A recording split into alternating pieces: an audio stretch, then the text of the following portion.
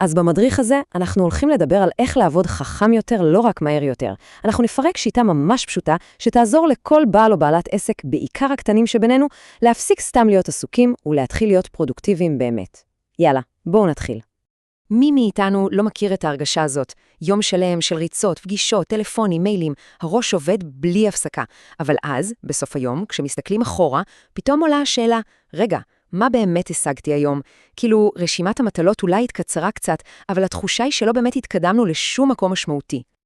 וזה, חברים, זה בדיוק מה שנקרא מלכודת העומס. אנחנו נוטים לבלבל בין להיות עסוקים לבין להיות אפקטיביים.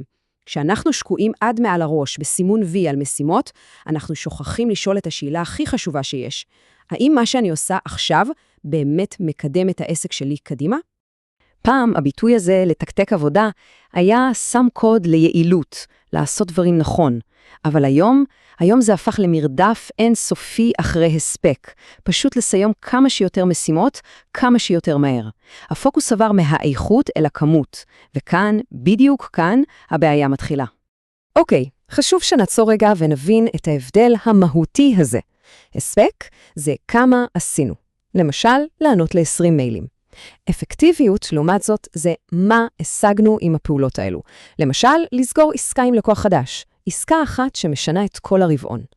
אפשר לסיים את היום עם הספק מטורף, אבל עם אפס אפקטיביות. השאלה היא לא הכמות, אלא האימפקט. רשימות מטלות הן נותנות לנו אשליה של שליטה. מה אנחנו עושים באופן טבעי? הולכים למשימות הקלות, המהירות, רק כדי להגיש את הסיפוק הקטן הזה של לסמן וי. הבעיה היא שהרשימה הזאת היא מפלצת שלא נגמרת. תמיד יש עוד מה להוסיף. אבל המחיר האמיתי, הכבד, הוא השחיקה המנטלית. כל קפיצה בין סוגי משימות, ממייל לחשבונית לשיחת טלפון, מכריחה את המוח שלנו להתניע מחדש, וזה פשוט שורף לנו אנרגיה יקרה. טוב, אז אחרי שהבנו את הבעלה לעומק, בואו נדבר על הפתרון. כי כן, יש דרך אחרת, דרך הרבה יותר חכמה לנהל את הזמן והאנרגיה שלנו. הרעיון המרכזי פה הוא קיבוץ משימות. במקום לקפוץ בין כתיבת מייל, שיחת טלפון והכנת חשבונית, אנחנו פשוט מאגדים את כל המשימות הדומות יחד. עושים את כל הטלפונים בבת אחת, עונים על כל המיילים בבת אחת, מטפלים בכל האדמיניסטרציה בבת אחת. ולמה זה כל כך יעיל? כי זה חוסך לנו את הכנס המנטלי הזה של קפיצה בין משימות. המוח שלנו לא צריך לעשות ריסטארט כל כמה דקות, והוא יכול להישאר ממוקד באותו סוג של פעולה. זה מה שמאפשר לנו להיכנס למצב של זרימה או flow, אותו מצב קסום שבו אנחנו בשיא הפרודוקטיביות. התוצאה, עובדים מהר יותר, עושים פחות טעויות ומרגישים הרבה פחות שחוקים בסוף היום. יפה, אז זה הרעיון הכללי. נשמע טוב, נכון? אבל איך עושים את זה בפועל? בואו נפרק את זה לשלוש שיטות מעשיות שאפשר להתחיל ליישם כבר ממחר בבוקר. אלה 3 עמודי התווך שלנו. קודם כל, אנחנו מחליטים מה הכי חשוב. אחר כך אנחנו מקדישים לזה זמן יהודי ומוגן ביומן, ובסוף אנחנו מאגדים משימות דומות כדי למקסם את הריכוז. בואו נצלול לכל אחד מהם. השיטה הראשונה היא פשוט לשנות את השאלה שאנחנו שואלים את עצמנו בבוקר. במקום מה הכי דחוף או מה הכי קל, נשאל איזו משימה אחת שאני אעשה היום תייצר את ההשפעה הכי גדולה לעסק שלי.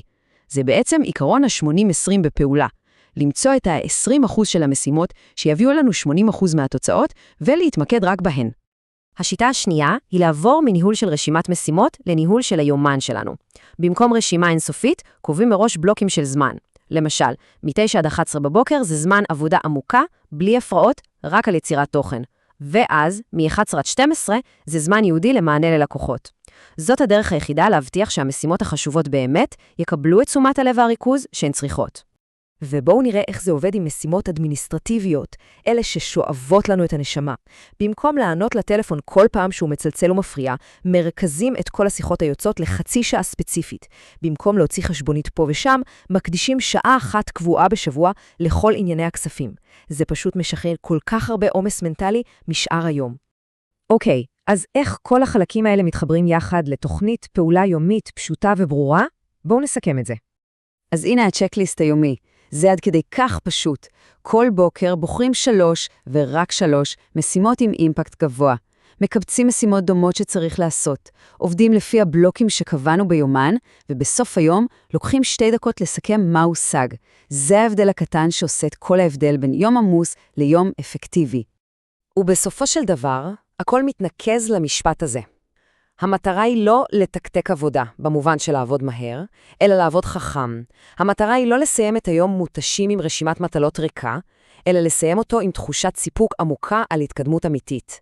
ברגע שמאמצים את הגישה הזאת, מגלים שאפשר להשיג הרבה יותר, בפחות מאמץ, ועם הרבה יותר שקט נפשי.